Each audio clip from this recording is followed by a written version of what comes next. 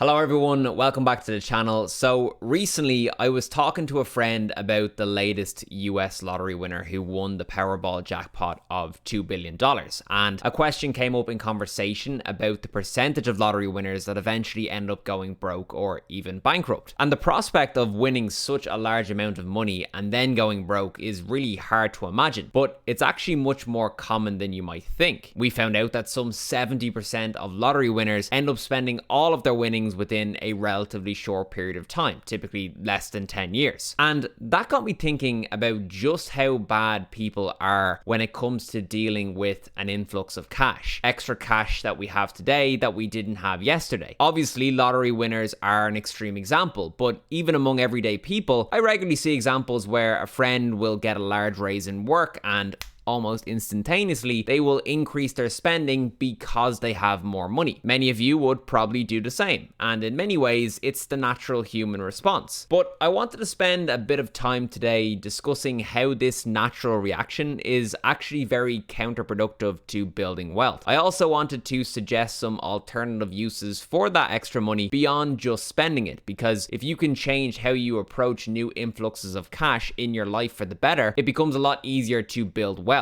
And those small behavioral changes could be the difference between a retirement at age 60 and a retirement at age 50 or even earlier. So first things first, there is an official name for this natural human tendency to increase spending when we come into more money, and that's what's known as lifestyle creep. The formal definition of lifestyle creep is when an individual's standard of living improves as their discretionary income rises and former luxuries become new necessities. And that little example of luxuries becoming necessities really is a great way to describe what's happening with lifestyle creep. What would be one dining out experience per week on one salary turns into 2 or even 3 dining out experiences per week on another salary. And our internal justification is that we're earning more money, so therefore we can afford it. And while in many cases that is true, you can afford it and it's not going to bankrupt you, what this mentality fails to consider is the opportunity that you've passed up on by choosing to spend the majority, if not all, of your increase in salary. And that really is the whole premise of this video, the opportunity that earning more money presents. To understand why earning more money presents such a great opportunity, we need to recap on the 3 key ingredients for building wealth successfully through investing, which are time, money, and return. How successful you are at investing your money from a purely numerical standpoint will come down to how much money you invest, how long you invest that money for, and how well your investments perform. That's really all there is to it. We only have control over how much we invest and how long we invest for. We can't control how well our investments perform, but we can direct our money towards investments which have historically provided solid returns. And we'll talk more about that at the end of the video. But the reason why earning more money presents such a great opportunity is because it allows us to allocate more money to our investments. Everybody always talks about how time in the market beats timing the market, and how important it is to start investing as early as possible, and that is the truth. However, the same attention isn't given to the importance of increasing the amount of money that you're investing over time, because not only will it result in you having a larger net worth, but it will also allow you to achieve your investment goals much sooner. For example, say your goal was to achieve an investment portfolio value of €1 million.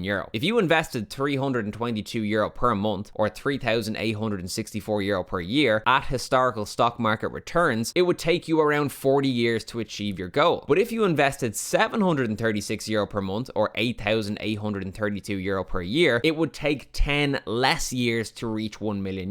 So it's not just about starting your investing journey early, it's also about increasing how much you're investing over time. And the easiest way to do that is to earn more money, which will naturally happen over the course of your career. However, lifestyle creep will ruin any chance you have of increasing your investments if you don't prevent it from happening. And the easiest way to prevent it from happening is to apply 3 changes to your money mindset. Number 1, pay attention. It sounds obvious, but one of the biggest reasons why lifestyle creep sets in the first place is because we're not paying enough attention to how we're spending our money. It becomes second nature to just tap away and buy things without as much as a second thought. In fact, when most people get a raise, they're not consciously saying, I'm going to go and spend all of this. It just kind of happens naturally, and that's because we're not actively thinking about our money and paying attention to it. The only way to fix this is to develop a mindset whereby anytime you receive an influx of cash, your first thought is, how much of this am I going to invest? And once you buy into that mentality and really stand by it, that's when you'll start to pay attention to what you're spending. All of a sudden, the difference between a necessary purchase and an unnecessary purchase becomes very clear, because now you're consciously aware that the unnecessary purchase will impact your ability to invest your money. Speaking of necessary and unnecessary purchases, number 2, separate wants from needs. How much does it cost you to put a roof over your head and to put food on the table? Once you have the answer to that question, then ask yourself, how much are you spending above and beyond that minimum amount? How much of that additional spending is really necessary? The hardest part of answering these questions is just being honest with yourself. People get so used to being in spending mode that when it comes to differentiating between luxuries and necessities, the lines get blurred. You'll hear a lot of, well, I can't cut back on that because of XYZ, and I need that other thing because of ABC. And a lot of the time, what you're spending money on when considered in isolation seems pretty insignificant, but over the course of a year or decades, it's anything but. If you enjoy a €5 coffee from Starbucks every working day, over the course of a year, that comes out to €1,200. Over the course of 40 years, that's €48,000. But if instead you cut that coffee out of your life and invested the €5 in daily savings, after 40 years, you'd have over €300,000. That's what people don't understand. The cost of the coffee over 40 years isn't just €48,000. It's also the €300,000 you missed out on by not investing that money. That's called opportunity cost. That's why it's so important to number 3, redefine affordability. What is your definition of being able to afford something? Specifically a want and not a need. Is it having enough money in your bank account to be able to buy it outright? If so, how much is too much? Can you really afford a want if it will cost you 1% of your bank account? What about 5%, 10%, 20%? What's the limit? Here's my perspective on being able to afford a want. I can afford a want if I'm comfortable that A, I'm being sensible enough with the majority of my money elsewhere to justify the purchase. B, me buying this want won't materially impact my ability to invest or my ability to increase my investments long term. And C, the want itself brings enough value to my life to justify the cost. Value is of course entirely subjective, but the purpose of the value check is really just to give yourself the opportunity to question your decisions. Is this something I really want? Notice how the definition of affordability goes from having enough money to purchase something to becoming a matter of internal justification. You're owning your decisions and you're taking accountability for them. So if you pay attention, separate wants from needs, and redefine affordability, lifestyle creep is going to have a hard time derailing you on your financial journey. So assuming you're now aware of lifestyle creep and you're committed to minimizing its effects, the next logical question is, what do you do with the additional money that you're not spending? We've already alluded to the answer, which is allocating the money towards your investments. But I want to spend some time specifically talking about directing that money towards investments which have historically provided solid returns, and how to do so in the most efficient way possible. Because as we mentioned earlier, the 3 key ingredients for building wealth successfully through investing are time, money, and returns. We can control time and money, but we can't fully control returns. But what we can do is maximize our chances of earning solid returns by making sensible investment decisions. So let's not beat around the bush. The best place for your money is in a low-cost index fund. Why? It's diversified, it's convenient, and it's tried and tested. For example, there's never been a period of time longer than 14 years since the inception of the S&P 500 where the US stock market has lost money for investors. So you can be comfortable that provided you stay in it for the long term, an investment in the S&P 500 is going to make you money. The same can't be said for investments in individual company stocks. As for how to invest in the most efficient way possible, that's going to be through retirement accounts. The reason why is because in many countries, when you choose to invest a portion of your salary using a retirement account, you often avoid paying tax on that part of your salary. There's typically other tax benefits of retirement accounts as well, like tax-free investment returns and tax-free lump sums on withdrawals from the account. So if we want to be as efficient as possible, we need to be maximizing the amount of money going towards our retirement accounts, and if we still have money left over for investment purposes after doing so, then we can use the likes of a brokerage platform to invest. So hopefully that has given you some insight into lifestyle creep, how to avoid it, and how to allocate your money towards sensible investments in the most efficient way possible. If you want to learn more about getting started on your investing journey, check out the video popping up on screen now.